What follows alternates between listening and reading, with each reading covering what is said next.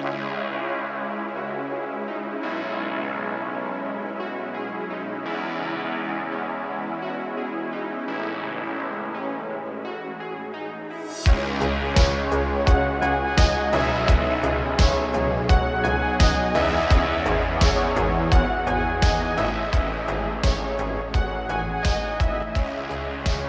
to you from 4,200 feet in the hills of Oregon is the voice of Chi-Town, the reddest beard in the high desert, your host of the MOA broadcast, Sam Wilson.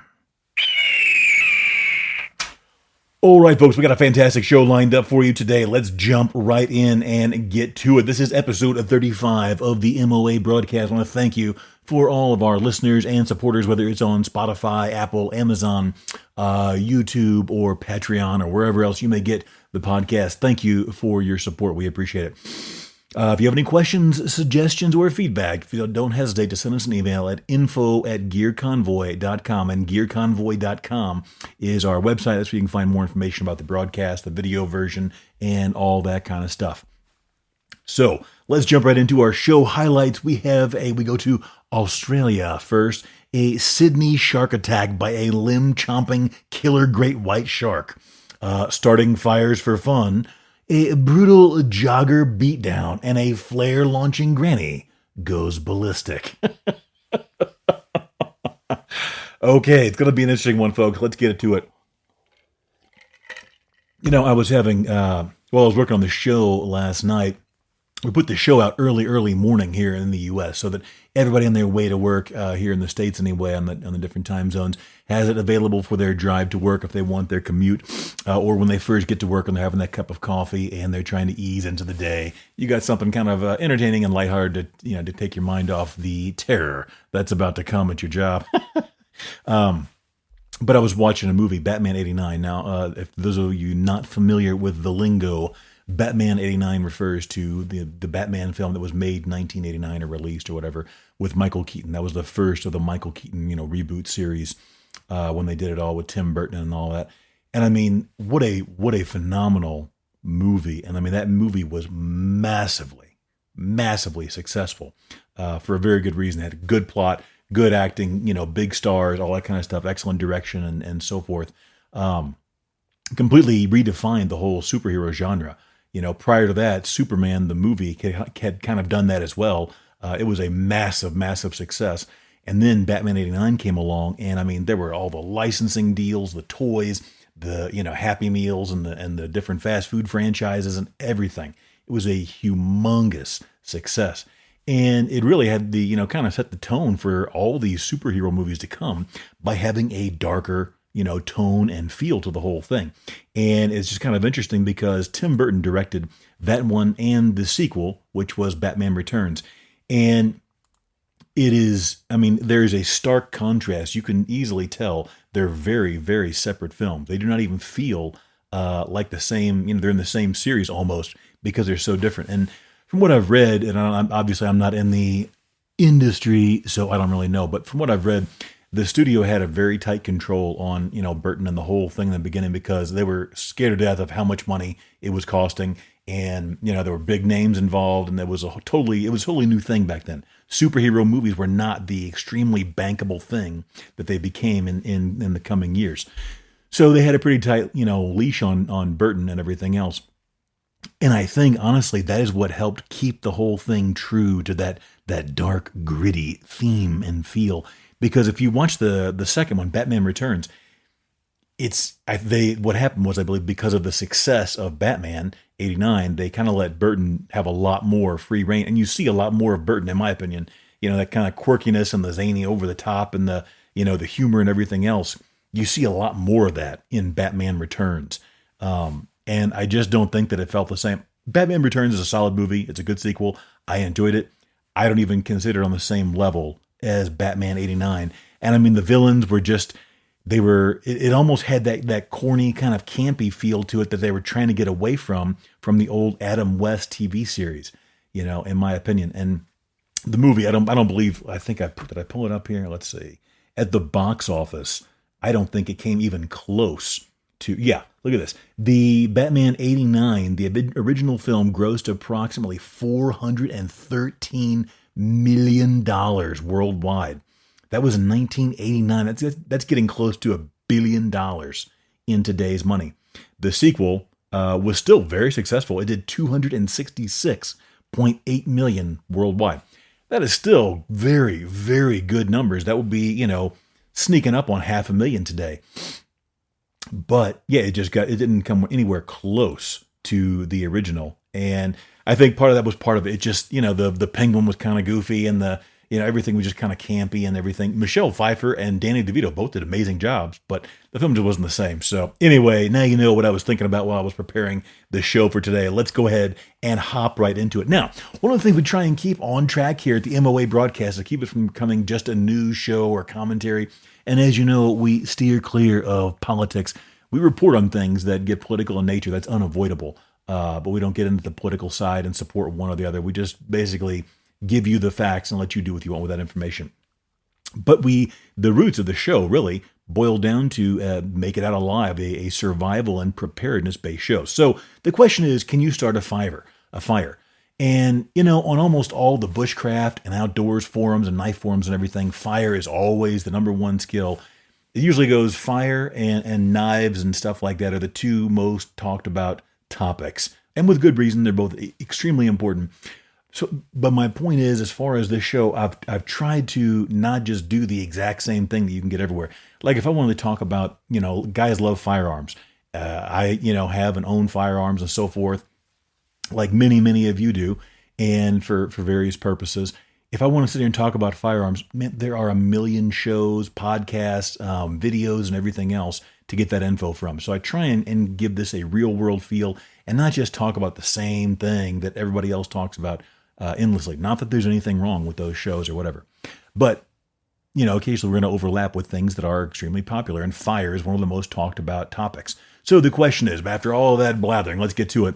If you had to start a fire, let's say it's an emergency situation, okay, and you're a grown man or woman here in 2025, and for whatever reason you found yourself in this emergency situation, could you start a fire if you didn't have things like lighters or a torch or gasoline or something like that?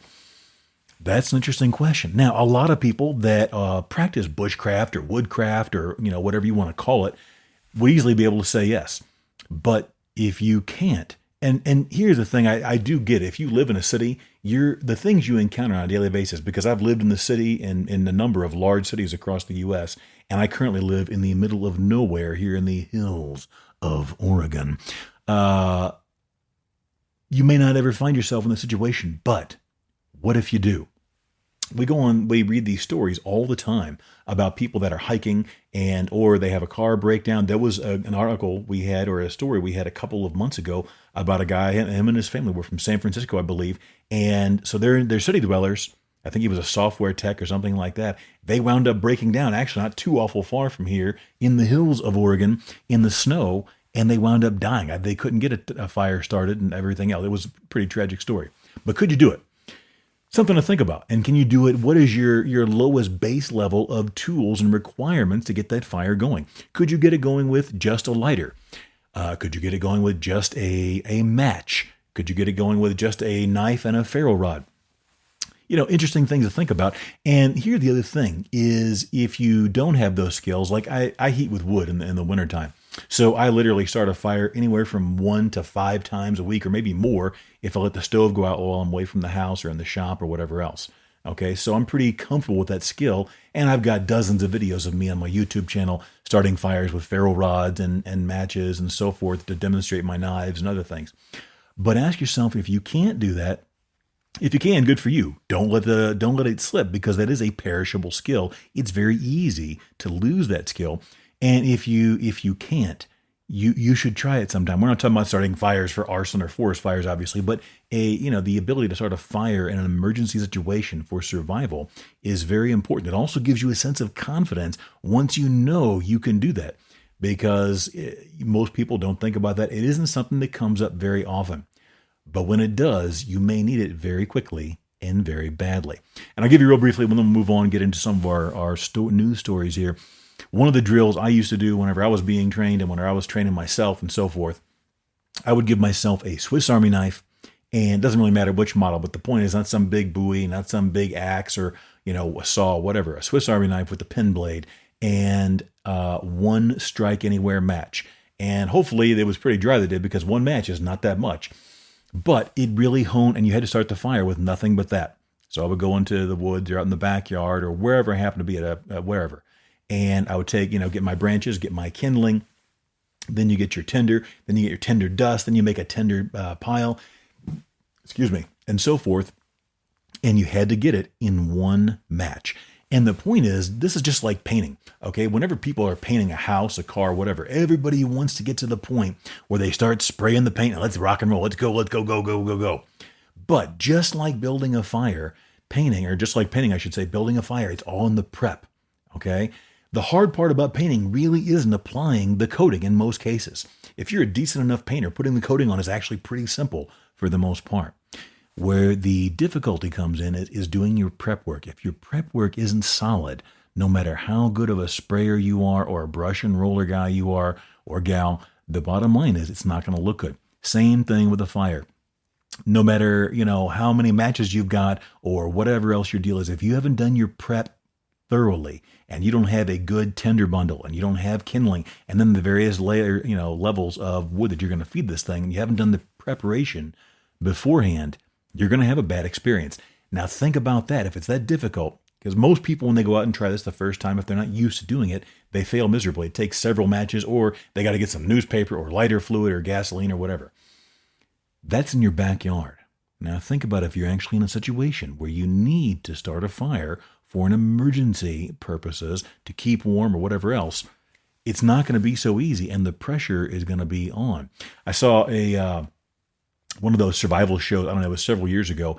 And this guy, and I'm not picking on him, I don't remember his name. It was one of these survival, shows, contests where they go out there in the woods and do all this stuff.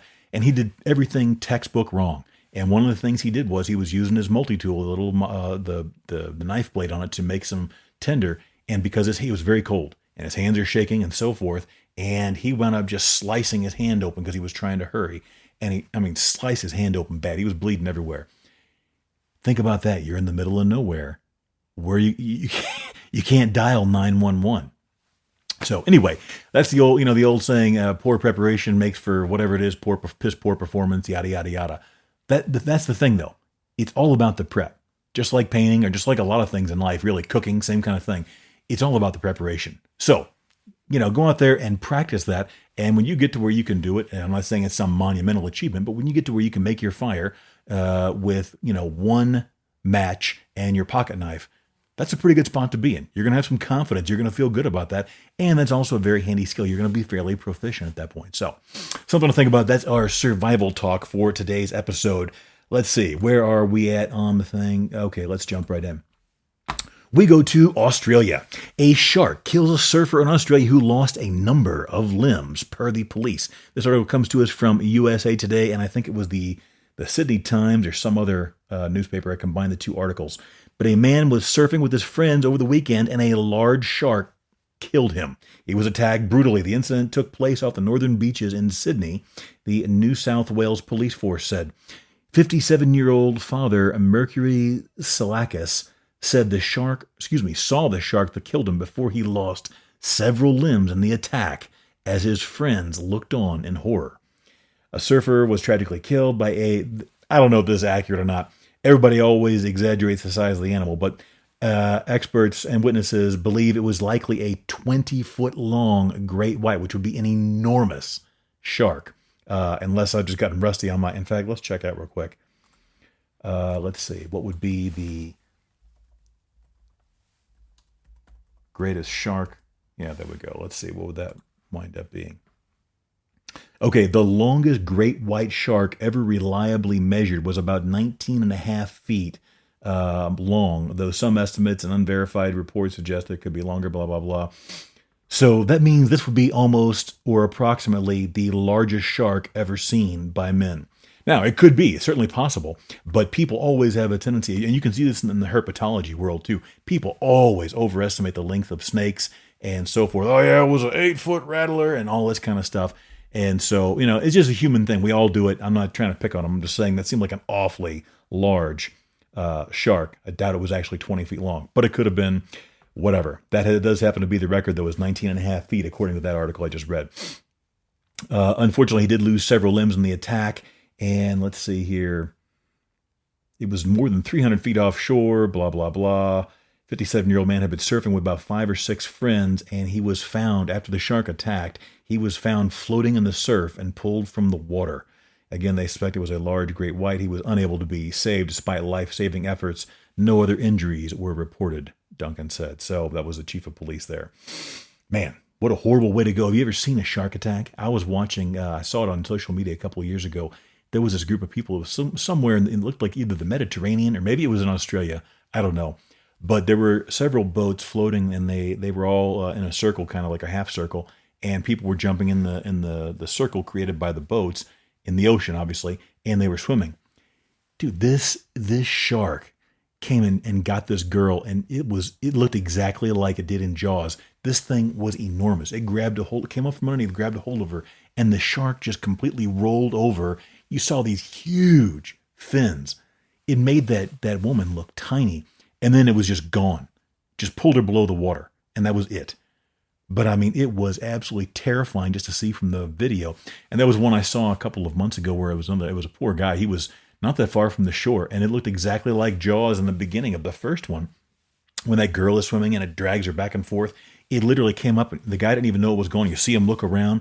And all of a sudden he starts getting pulled side to side for a couple of seconds. And then he's just screaming bloody murder. And then he's gone. So, yeah, horrible, horrible thing. Okay, we go to Lakewood, Ohio now. I couldn't even scream, says the jogger. Jogger brutally attacked in Rocky River Reservation. This story comes to us from fox8.com. In Ohio, Vani Shukla, and I am sure I'm butchering that name, 24 years of age, knows the Rocky Reservation well. It's where she trains for races and clears her mind. She was out for a jog on Saturday evening, the trail she loves to jog on, but it soon became the scene of a terrifying attack. Around mile 17 or 18 I was around mile 17 or 18 when all of a sudden, out of the blue, I felt hands on my shoulders and someone was strangling me from behind my neck. I couldn't even scream. Vani, who is 5'10", female, said a large man wearing a hoodie and gloves grabbed her neck with both hands from behind near the 18-mile marker on the trail just before sundown, then threw her to the ground, where she blacked out.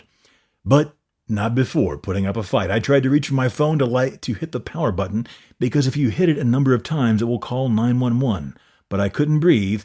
He kept his hands on me, choking me, turned me around, and slammed me on the pavement. He was down there too, and his hands were still around my neck, and I lost consciousness. When she came to roughly 3 minutes later, she ran through the woods for help. Disoriented and bleeding heavily, she managed to call 911, and then a friend who was supposed to meet her at the end of her run. The police met her. So this is interesting because this attack is, let's see, where did it happen? Yeah, this very same trail, a couple of years ago in 2019, they had a double homicide on this very same trail. Now, the Rocky River Reservation murders of Cornell Sledge and Catherine Brown, the two people who were murdered, were never solved. So, I don't know if that'd be the place that I'd be hiking and jogging on, but that's what happened. In a statement through Fox 8, Metro Parks Police confirmed the attack, and they said their thoughts go out to the victim. They are committed to bringing the person or persons responsible to justice. They are also increasing patrols in the area. Excuse me. And if you see the pictures online, if you look that story up, you can look up jogger on the Rocky River Reservation. He beat the tar out of her. This lady is just brutalized. She was bleeding heavy, and you got to give it to her. She kept fighting. 5'10" is not exactly small, especially for a female, and she kept going. But yeah, he choked her out. I don't know if anything else beyond that happened. They didn't mention it in the article. But yeah, man, that's scary. Jogging alone, man, especially as a female, can be a very, very scary thing. I had several friends. I've lived in cities, and parks are very popular and common hunting grounds for thieves, rapists, and murderers, apparently. And I had a couple of friends who got mugged in parks, and they were male. So keep that in mind, folks. That's one of the things we always talk about is the situational awareness. And again, this isn't some complex military term. It doesn't mean you got to go around with a pistol and night vision goggles or, all those kind of weapons and everything else. Situational awareness is basically being aware of your surroundings and being prepared, not just being aware, but also thinking, if this, hypotheticals, if this happens here, what am I going to do? If I see somebody coming out of the woods or the brush running at me, what am I going to do? If I hear a scream, somebody else screaming for help, what am I going to do? Am I going to run for help? Am I going to call for help on my phone first? Because what if you get there to help and you get overpowered also? We had a story a couple of months ago here on the MOA broadcast where that exact thing happened. Somebody was getting murdered in a park. It was a state park this time, but still, it was a park, and somebody heard it. And instead of calling 911, and again, I'm not judging, I wasn't there, but they did not call the police. They ran to go help. They got slaughtered too by the psychopathic murderer. So keep that in mind when you run to help. Obviously, you want to help your fellow man out, but be smart, and that situational awareness is extremely important. Now, maybe there's nothing this lady could have done. The guy may have been very well hidden, and he just, pounced like a cat when she came around a corner or whatever. I don't know. But never hurts to review. It's like one of the things I always talk about, and then we'll move on here. When you get in your car, I can't tell you how many people have laughed at me because I do this, but as soon as I get in my car, I hit the door lock button and lock the doors. Because that's an easy thing especially if you're going to be driving in town where you stop in traffic. I've seen so many videos and read so many news stories of people that have walked up to cars at stoplights and just opened the door and either pulled somebody out or shot or stabbed them right there. If they had had their car door locked, the same thing may or may not have happened, but they at least would have bought themselves a little bit of time to react. So, something to think about. Now, let's see where we at on time on this one. All right, we got time. After this, we got one. Yep, that's perfect. Let's do our MOA prep. We're going to do another brief segment, and we'll expand on this one in a later episode, or maybe the next episode. But our MOA preparedness segment, wood skills, navigation, and orientation. Now, again, keeping with the self-reliance and preparedness theme of the show, do you know how to navigate with a map and compass? And if you say yes, could you prove it right now? Could you get up and navigate with a map and compass? I'm not talking GPS. I'm not talking electronics. I'm not talking your phone. Could you navigate with a map and compass? I got to tell you, the vast majority of people that I have been around absolutely cannot. And it's not necessarily through any fault of their own. Most people don't ever need that skill. But if you're trying to build your repertoire, your toolbox of preparedness skills and self-reliance skills, why wouldn't you pick that one up? It's not that hard to do. You don't even have to go, honestly, and buy anything anymore. Used to, you have to go to like courses or take classes or go somewhere or buy books to teach you how to do it. Guys, YouTube and the internet are an amazing resource. Amazing. You can learn all of this stuff very quickly and very easily. Even a rudimentary knowledge of how to use a map is gonna again, just like being able to build a fire, will boost your confidence and make you more prepared for what may come. You never know whenever electronics may go down. This has happened to me. I had I was on a backpacking trip several years ago with several guys. They're all really nice guys. I wouldn't call them much for woodsmen, but they were nice guys. And anyway, that's not a slight. It's just the way that it is. So for the first time in my life, while going on a backpacking trip, I let somebody else do the preparation for the maps and everything else. Normally, when I go on trips myself, I get all the USGS maps. I have everything set up, and I'll have redundancies. I'll have paper maps and multiple compasses. I'll have GPS unit and my phone. And I'll have all this stuff loaded up so that if one fails, I've got layers of redundancy. I can't get lost. So the other guy told me he was going to take care of the maps. No problem. We're all good. I get there and I'm like, all right, before we head out and leave the trailhead, I want to be able to mark positions and so forth. Let me see the map. Or maybe when we got a few minutes down the trail, he pulls out a map that is literally, he pulled out a map. It was literally just like a computer print off of it's like the drawing of the trail. You know, if you're familiar with going hiking, you know, a lot of times the trailhead, if you go to that particular Forestry Service page or whatever, conservation page, you can find the illustration. That's what an illustration is, the right word. It was an illustration of the area and the trail. So it wasn't a real map at all. It was just like basically a high-tech drawing of what it looked like, you know? So, I mean, instantly, and we wound up getting lost temporarily down the trail because the part of the trail was so washed out. This was right after we had a big fire a couple years prior. And we wound up, it took about 30, 40 minutes, I think, to find the trail again because some of it was just gone. You couldn't find it. The trail markers were gone or burned up or whatever else. And we wound up making out all right. That was, it was interesting. I'll tell the whole story some other time. But the bottom line is, because I did bring along my two GPS units, a GPS unit and a phone, I was at least able to shoot a straight line back to the vehicle when we were all done, and it was all well that ends well. But that's the thing. If without the redundancies, you never know what might have happened.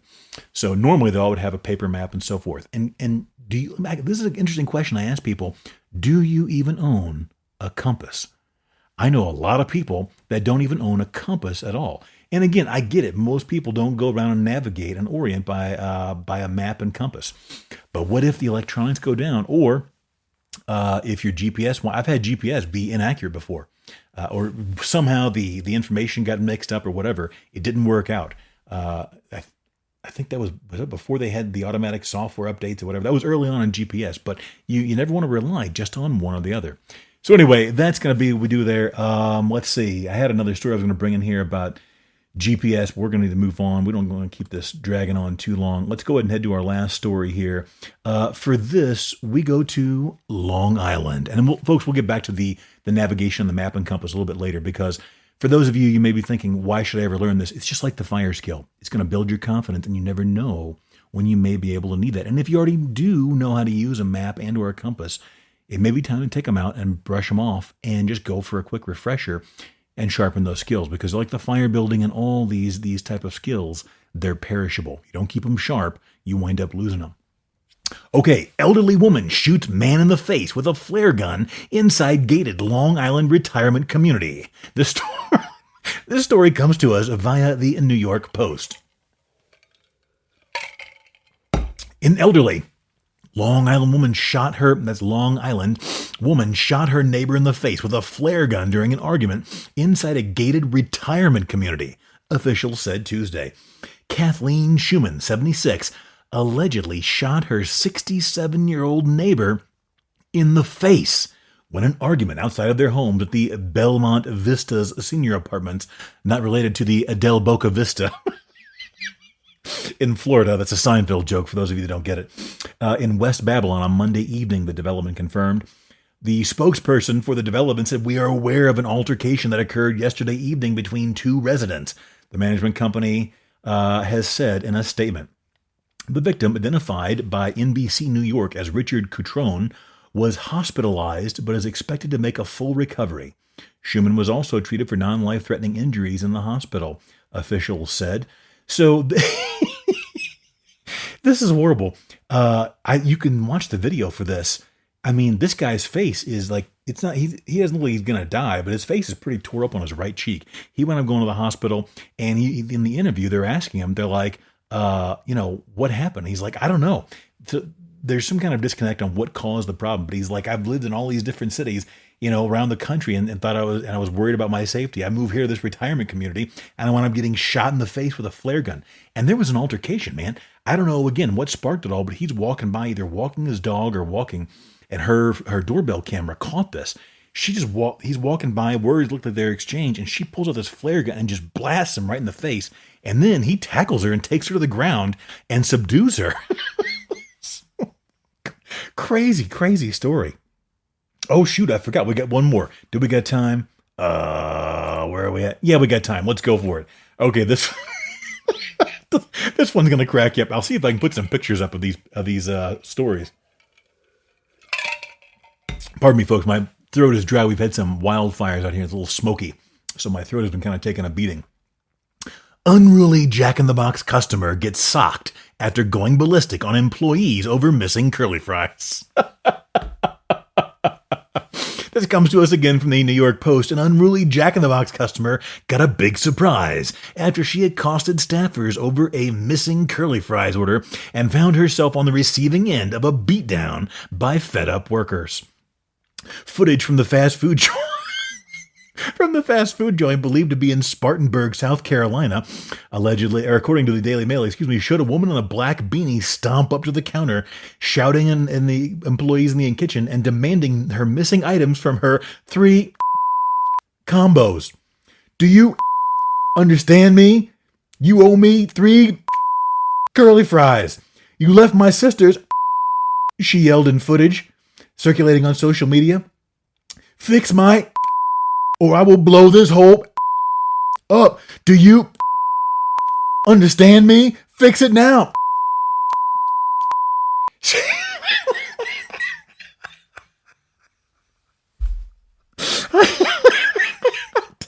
This lady was apparently very upset. Employees in the back could be heard saying they would get the food, but the woman wouldn't take no for an answer, or yes for an answer, I guess. She started screaming and hurling display signs from the counter at workers and stomping around, terrifying employees. Once the projectile started flying, employees advanced on the woman, who was now irate and cursing, and the woman started in on a taunting dance before swiping a slap at one of them. She then picked up a metal object and hurled it at one of the workers, who dodged it, and then jumped up on the counter and clocked her right in the head with a punch. The blow knocked her cap off and sent her staggering. Then an all-out brawl erupted as employees poured over the counter and began throwing punches. Others joined in and started pulling hair. Bystanders filming the fight screamed as blows rained down upon them. And the clip cut out as someone yelled, "Don't with black people." I don't know what that has to do. Others could be heard saying, "We got to get out of here," and that the police should be called.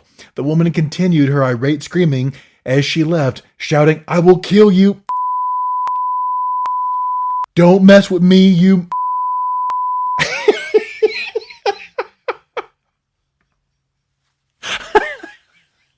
It is unclear whether law enforcement got involved or whether the woman ever got her curly fries. All right, folks, that's going to do it. Don't wait to prepare. It may be too late. If you don't make it out alive, you don't make it out at all. Stay safe out there, folks.